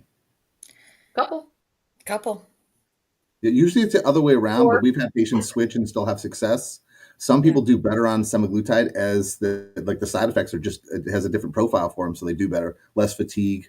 Um, And that leads into so John was asking Ozempic 0.25 couldn't tolerate lots of nausea and vomiting. Any suggestions? I definitely look at food because sometimes food and times of food can be a causative factor for the nausea. Some people simply can't tolerate semaglutide. If some people would tolerate tirzepatide better. that's so that John said I couldn't tolerate Ozempic even at 0.25, nausea, Mhm. vomiting. Yeah, Then I would honestly not. Well, you have a couple options, right? You can try it at 0.125 yeah. and try to get used to it. But I would not recommend that. To be honest, the number one option I would recommend is to go with tirzepatide. The risk profile is so much better. The side effect profile, sorry, not risk. Risk is the same. Yeah. Um, Luna was asking Luna, Mister, what medication twice a day? Metformin twice a day augments can augment GLP-1s for appetite suppression. yep, I liked Wegovy but couldn't get it anymore. Was using zero point 0.5. Yep, it's been on shortage for over a year. Yeah. So our Um, workaround for our patients is to move to compounded semaglutide until there's a dose available that they can get at the regular pharmacy if that's what they want to do. If their yep. insurance is If you're covering it. yeah, If your insurance if you're isn't covering it and you're paying cash, the compound is way cheaper.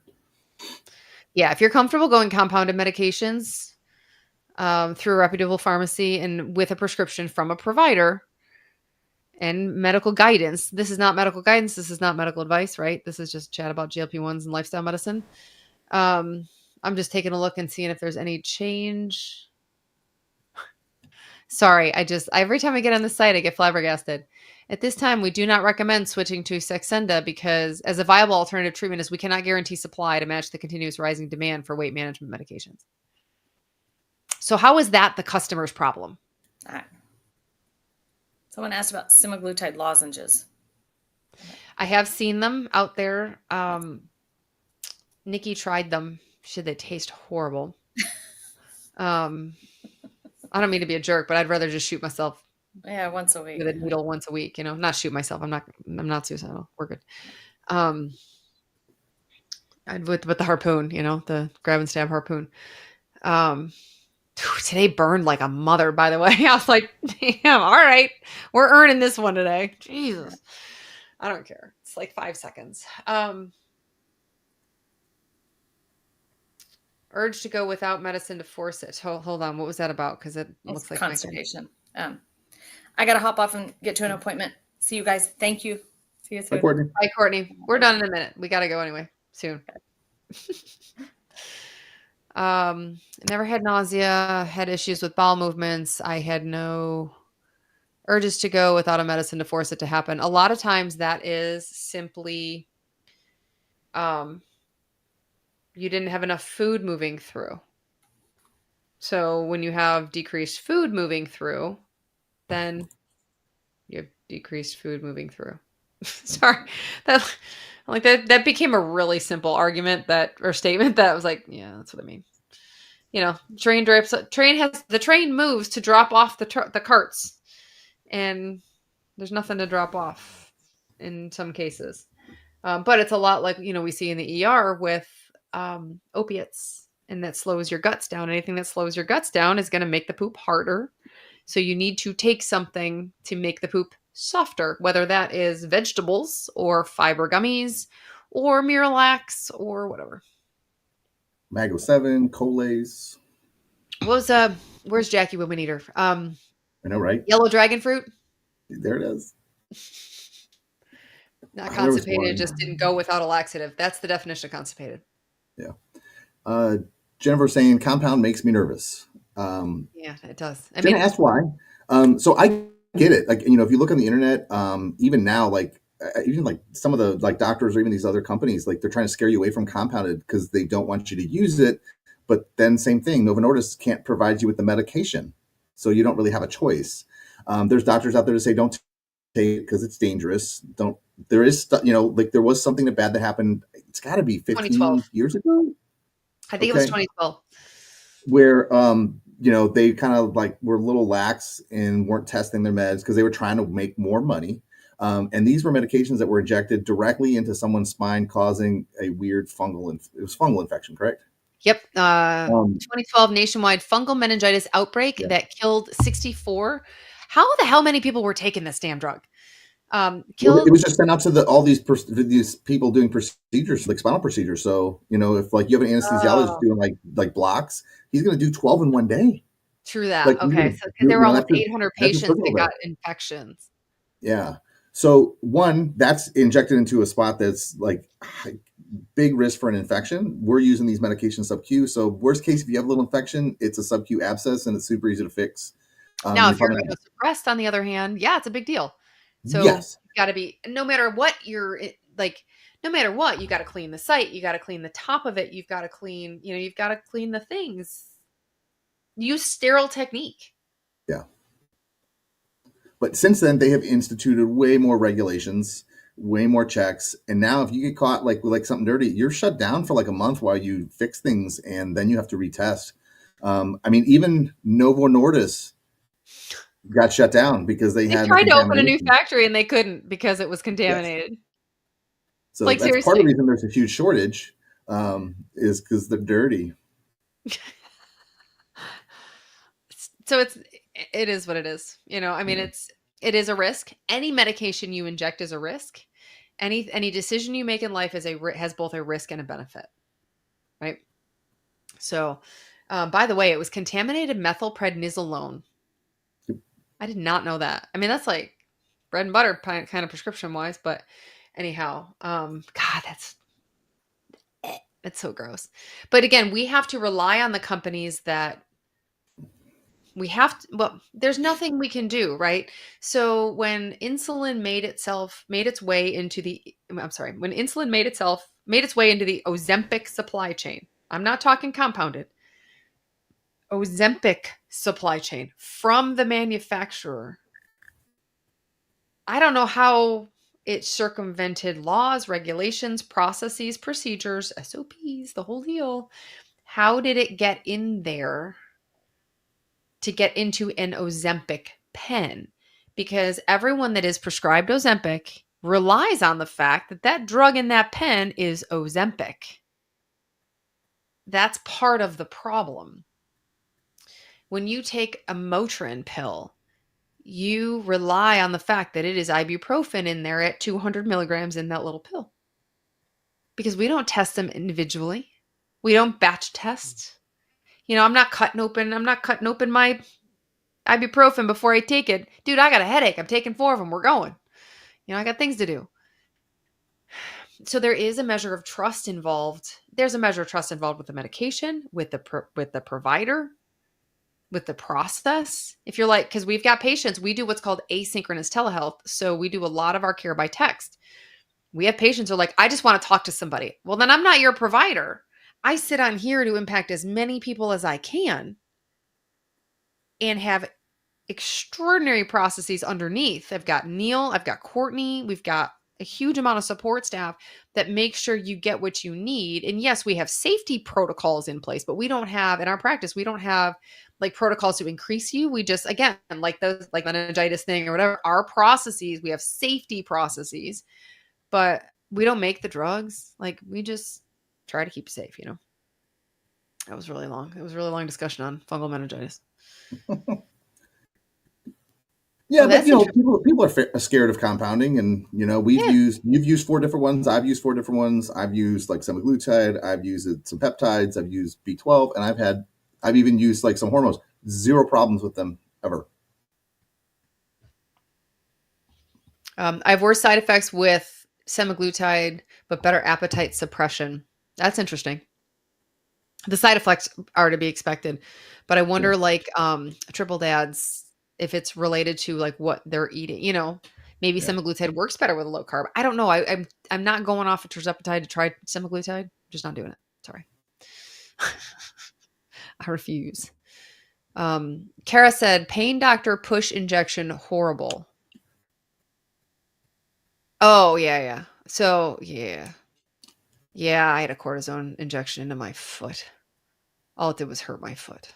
It made the pain go away for like 2 hours I after. had spinal injections 3 times. The first time was pretty good for about 3 months. The second did made it worse, and then the third one fixed it. Wow. Yeah, I just never had pain Kudos again. to you though for going for the third one, even though the second one made it worse. I don't want to be on pain pills. Yeah, no, I'm gonna hear you. You know, I pretty much just took them so I could get out of pain enough so I could sleep during the day. I just suffered. Yeah. Yep. It's interesting how my other meds work with Manjaro. Yeah, absolutely. It changes a lot of the way your body processes things. I've just been over here risking life since July. I love it. That's fantastic. Yep.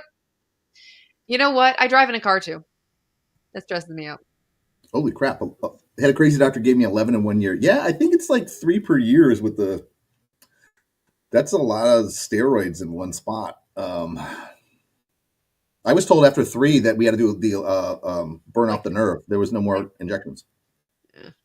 Listen to this. Sugar still, if not craved, I love it and want it. I came up with this phrase last week in a Reddit comment. Like I'm not on Reddit very often, but I was looking up something else and I'm like, oh, somebody said something good. And I said I was eating for mood, not food. Hmm, I was like, oh, can I coin that or use that? I'm like, I'm just gonna use it. I'm stealing Um, that. because I mean it's the God's honest truth, right? They're in your bag, kid. My kid just texted me from school. In bag. You forgot my athletic clothes. Nope, they're in your bag. Okay, sorry. This is real life. This is real mom life. We're going late today. I don't know, Neil. I'm never gonna not shut up. See, especially now that I have Wave, because I wanted to take the watermark off. I was annoyed. I wanted my own. Now we don't have a watermark. Period. I could probably add one on there somewhere, but I don't know how. Um, Odin Friggs asking, is this a good option if I only need to lose 30 pounds? feel well. The question is, why can't you do it yourself? Yeah. Is I it mean, food noise? Is it you've tried and can't keep it off? Like keep it off, like you keep going up and down? Like a lot of times this is a great option for that. That and why? Why do you want to lose the weight? You know, is it like you want to get to a normal BMI, or like you want to like drop 30 pounds so you can be a size zero and go to a wedding? Yeah, because we don't really endorse that. Yeah. It's the do you hate waking up in your skin? Are you heavy? Do your joints hurt? Do you have lots of pain? Is it, you're living a life run by food? Elisa's Q is asking, do you have a list of how much the compound is? So if you're in one of our states, you can go join us, and then we'll kind of talk to you about price. I can't remember where we start. It's like 150-ish for the medication for semaglutide. I can't remember where I tirzepatide think it's like lands. 240 maybe for Two. it Okay. starting out 2.5. Okay.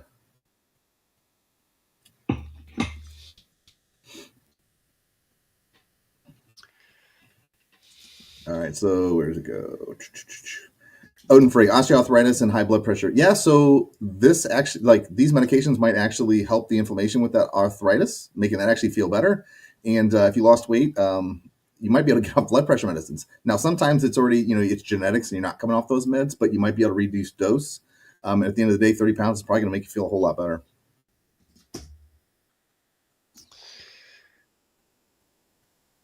At least I just joined through here. Yeah, so go AMS Telehealth. You can look at the states that we cover. You just kind of click become a patient, fill out the email, and then we'll contact you. And if you're not in one of our states, just scroll down a little more, and Nikki Baldwin Yep. will be Oh, your we go-to. missed the what kind of a doctor? MD. Yeah, I am an MD. I am I'm an not NP. I'm not going to get into the rest of it because yeah, Cool.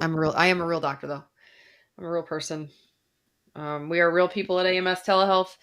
I used to have on the website, which I really loved, and I should put it back on there because it said real people, virtual medicine. But I don't like the word virtual, right? Because it's like, I'm not like an AI. I'm not that intelligent. um, we do remote care. That's it. And because a lot of medical services can only do with certain insurances. We don't bill through insurance. We're cash pay only. We keep it low that way. But with insurance, some insurances will only cover telehealth if you've seen the person in person first, and then because it's a lot of COVID-19 stuff, right? But anyhow, um, yeah, I'm a real doctor. That's the short version. Real one on the ground for 15 years.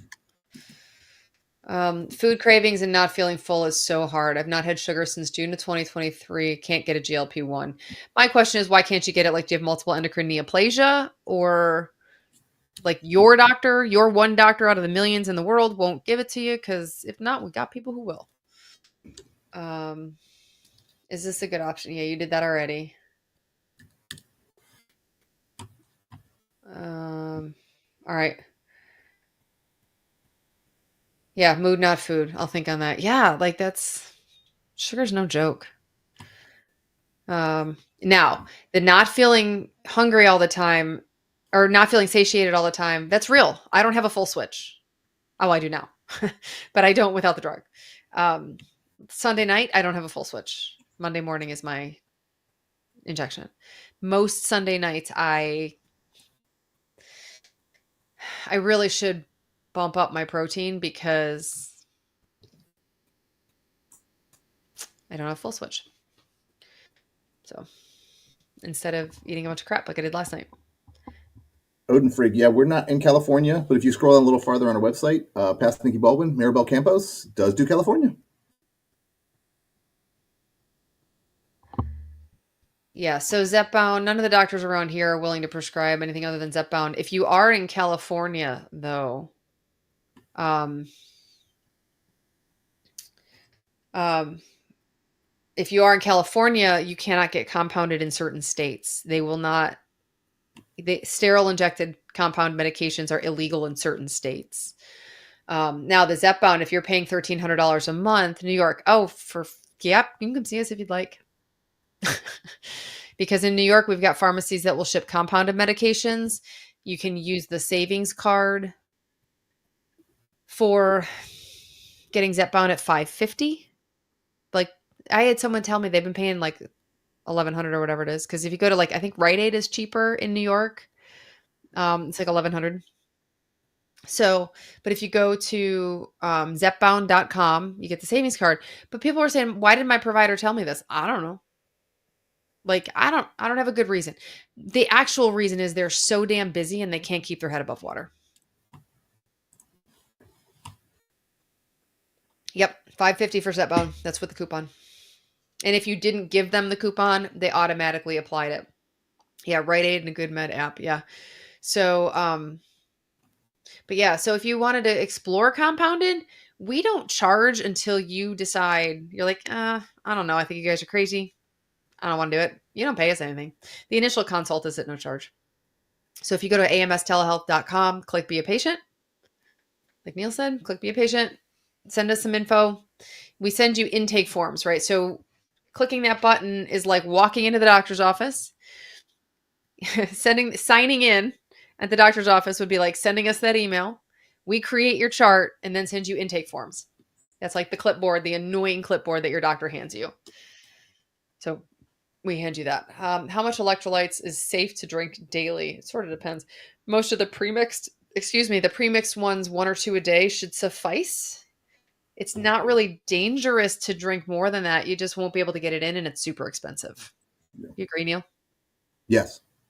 Yeah, and it kind of depends on like how busy you are, how much you're sweating, how well your kidneys function. There's a lot of other things that can affect that. Can you take a GLP-1 while pregnant? Nope. Absolutely not. Or breastfeeding. So and we recommend if you are on one of these medications and are able to become pregnant, that you used a separate, other than just oral medication, something else, an injectable or like an IUD or a Nexplanon or Norplant, whatever it's called right now. Because no one remembers to use the condoms. So we have some Monjuro babies. Yeah, no one's reliable using condoms. We know that. Look at the teenage Yeah. pregnancies. Um, Where's that one? Pudzy, what does AMS do once you lose 50 to 80 pounds? When do you cut your patients loose? As soon as they lose 80 pounds, they're gone. you're No, we, so we, bullshit. we don't. 80 pounds might not be where your goal is anyway. We don't stop it, until you kind of get to a dangerous level. And we haven't had anybody get there because most patients kind of get to that BMI like around 21-ish and they're done, or even above that, they're done losing weight. And a lot of times we'll keep you on it as a maintenance to keep that weight off. I mean, there's no sense in dropping 80 pounds coming off the meds and putting it back on, because you don't have that. I mean, some patients have lost weight. We keep them on a low dose just to help with that food noise, to keep them sane. So it's more of a mental health drug at that point as opposed to just a weight loss drug. So we're not cutting anybody off. No, I mean unless you have a contraindication to the drug, Yes. we don't stop your treatment. We believe in we believe in gravity. We believe we believe in maintenance. Which actually goes with Shay's question: is it true the longer you're on a GLP-1, the better? I honestly think that's what the studies are going to start to show, because right now, like I said, the results were so crappy with the initial ones that nobody stayed on it for that long because it was too expensive for the benefit you got. But now that we're getting a few years into a good GLP-1 that has good glycemic control and the weight loss benefit, right? Because these are metabolic diseases. I think we're going to see a lot of change. It's speculation that is not scientific. It's not scientific as an answer. Um, but yeah, I've talked to my dad about this. Staying on it for the cardiovascular benefits. It's not just about the weight loss. Um, oh, Go. Kara. Do you see Kara's question? Yeah. What are your thoughts on a 14-year-old being on Monjuro? I know Semi is approved for 12 plus. So we do not do children, 18 plus for us. We think that there's a whole lot more involved with a child being on these medications than just slapping some medications at them. There's a lot more mental health stuff that you need, counseling, nutrition, exercise that we can provide via telemedicine, and needs much closer contact. Do we agree with them? Absolutely. I mean, Yeah. Hypothetically, like if I yeah, had a weight loss clinic that you could walk into and I treated pediatrics, I would prescribe it off label for peds. I don't, absolutely. but if I did, we would. Yep, without a doubt.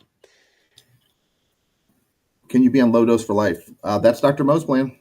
At Yeah, this okay. point, yes. I mean, we've been having like using these meds for 17 years with I think Byetta or the other one that came out, and so far so good.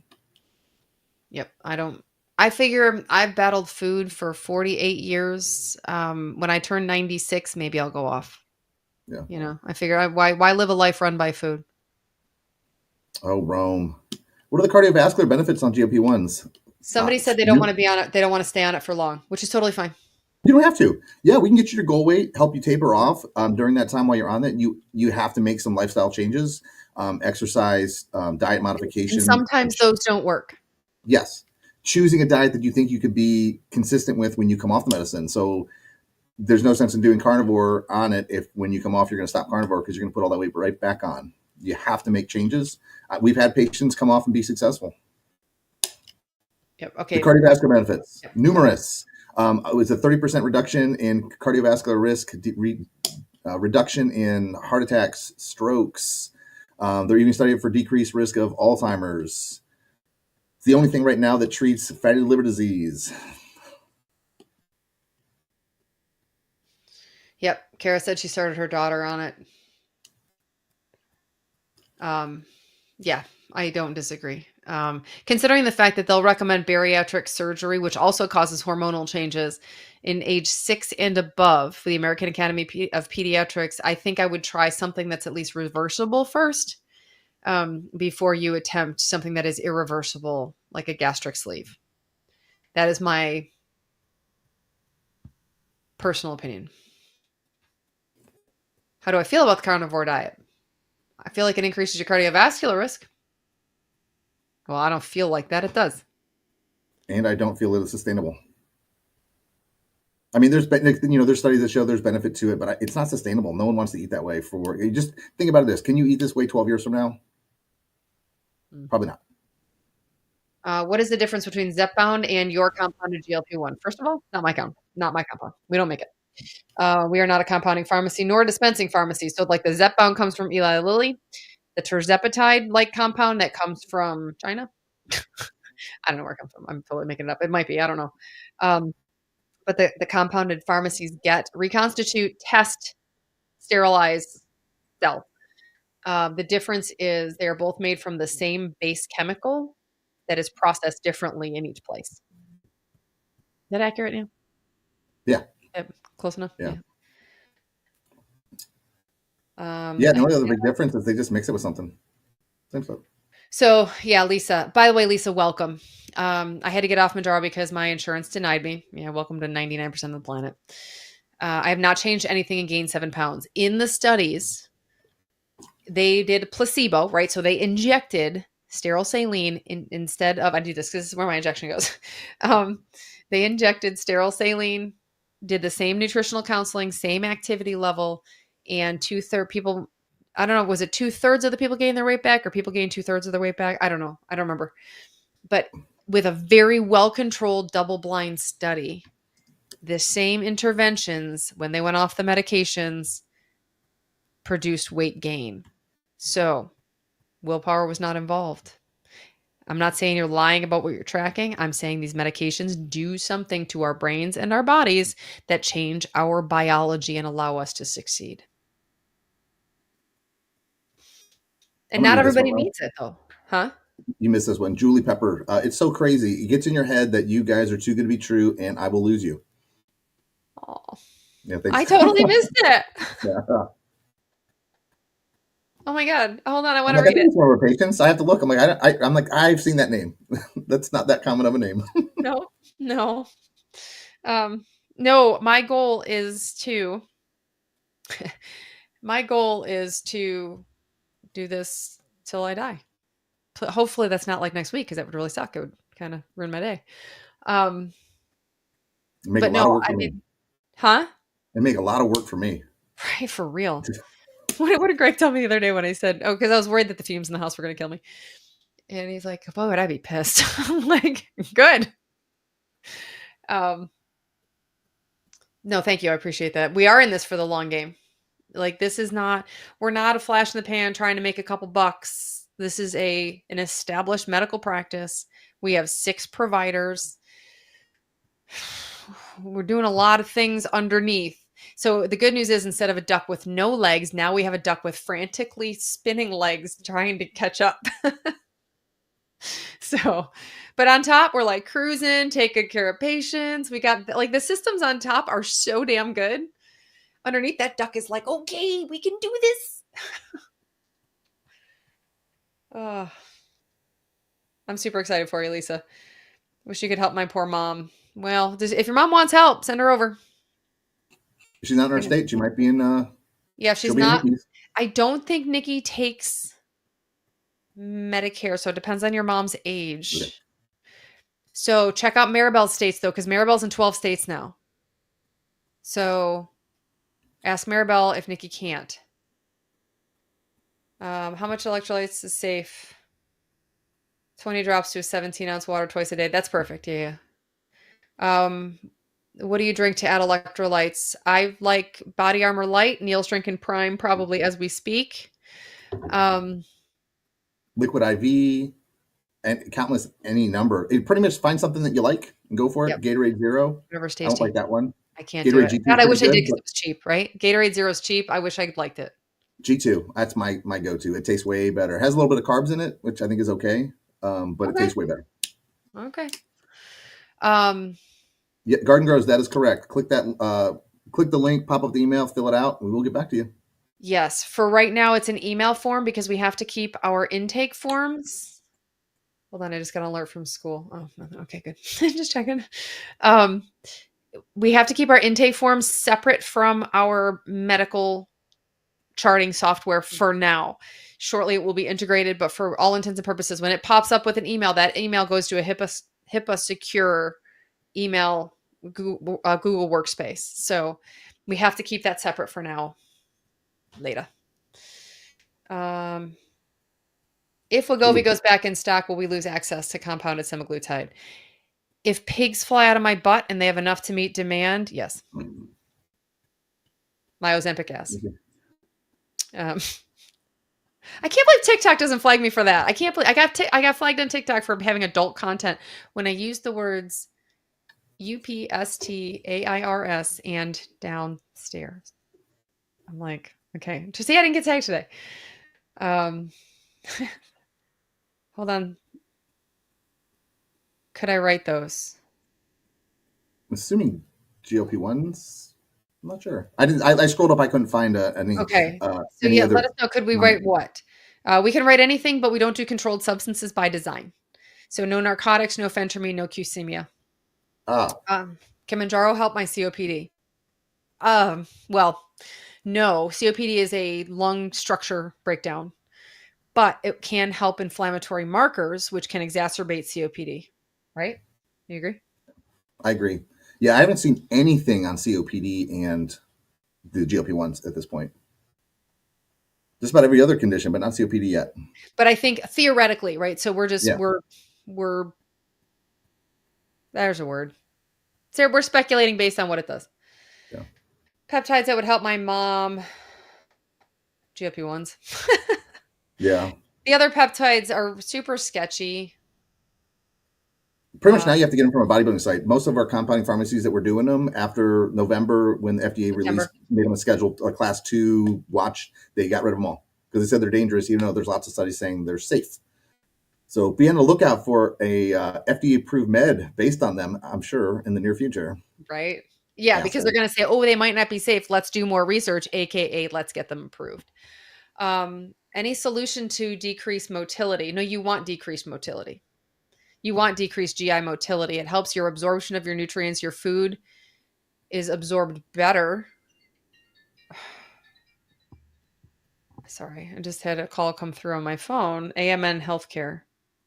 No, the answer is no. I don't want a job. Um, why is my phone ringing? Oh, electrolytes. Can you write them? So Neil, can you put them in the chat? Same thing, but they can vary so widely. So every one of these companies is going to have a little bit different content with their potassium. I think Prime has 700 milligrams of potassium And I and think we said very Body Armor has the same. about the same, and very little sodium. So for myself, I actually add like a quarter teaspoon of sea salt to my Prime. to get a little bit more sodium, typically around 500 to 700 milligrams. Just because I sweat a lot at the gym, so I add a little bit more to mine. Some people can't tolerate that much sodium, like they like liquid IV tastes like drinking seawater.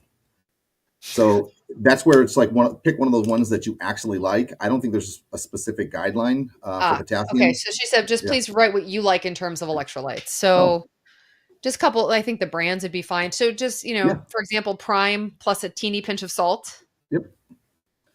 coconut water, Body Armor Light, the Publix knockoff for Liquid IV that they don't make anymore. Liquid Um, IV, Gatorade Sarah uses G2. Celtic salt, like just like you do. Yeah. Love that gray salt. Um, Um, what so, else? and there's been really good comments that decreasing your Pickwickian syndrome helps your COPD, which is also one of my favorite words, like telogen effluvium. Pickwickian syndrome is the body mass effect that it takes when your lungs expand. If you have tissue on the outside, it's hard for them to move, right? And it's hard for oxygen delivery when your body's supplying oxygen to blood vessels that are very far away from your heart. Fat. I mean, I'm not saying like, unless you have abnormally long arms, I'm not judging. But the more tissue, the more extraneous dead space tissue you have. What do we call that? Hold on. Dead weight. Not metabolically active tissue. You can tell we got to go. I'm tired. Yeah. It's been forever. This it happens. So we're going to have to figure this out, Neil, because we either have to, we're doing this Mondays and Tuesdays. So it was Yeah. shorter. Totally did not Can help. happen. Did not help today. 70 milligrams 3 times a day on the Of sodium. electrolytes. That's not a whole lot. So that's not a whole lot, and it kind of really depends on any other medical problems you have. If you have like a sodium restriction, if you don't, you can actually go a little higher than that. I personally, before I work out, about 30 minutes before I work out, I actually take about 1 to 2 grams, so 1,000 milligrams to 2,000 milligrams of sodium. Especially in hot weather. Yeah, Tips it's to increase salty. I just energy. down it. I drag a couple days after my shot. Yeah, Noon Sport electrolytes. Shoot, I forgot about Noon. Perfect. Amanda uses Noon too. Well, they're gross, so you can forget them. I use them forever because I'm a They're triathlete, convenient. so they are convenient. And I actually have Greg got me from a race, Hammer electrolytes. Oh shoot, my electricians are gonna be here in a couple minutes, so I gotta go too. And I gotta go pick up my kid from school. Kylie. Yeah. So Kylie, for energy, some people love B12. Sublingual B12 works. Some people swear by the injectable form. Sometimes just having a little bit of carbohydrate before you're going to do something, a couple apple slices will give you a little bit of energy as well, and making sure you're drinking fluids with electrolytes. Sometimes it's just electrolyte imbalance that will kind of make you feel pretty fatigued. Yeah, and you won't realize you're down until like that. Yeah. The body armor thing, I have to do it. Like I can't not do it. All right, guys, we'll see you tomorrow. If you want to hop back on 1 o'clock tomorrow Central Time, so 2 o'clock Eastern. Cravings are pretty bad. Go up then. Not medical advice. This is not Yeah. medical advice. Talk to your provider about going up. All right, guys. And everybody follow Neil. And So y'all everybody can follow see me Neil. too. Neil Hyzak, FNP. Yes, the electrolytes will absolutely 100% Yeah. help with the muscle aches. I get bone deep muscle ache without them. Like it's like what the hell? It's like end of Ironman pain when I didn't do anything, which is pretty bad. So, all right, thanks guys for hanging out. We'll be here tomorrow, same time, same bat channel, at 1 o'clock, and not this long. We can't go this long because we actually have a patient live an hour later. So tomorrow will be on the nose, on the hour. All right, hang out, guys. Chat with each other. We'll see you tomorrow. Bye bye.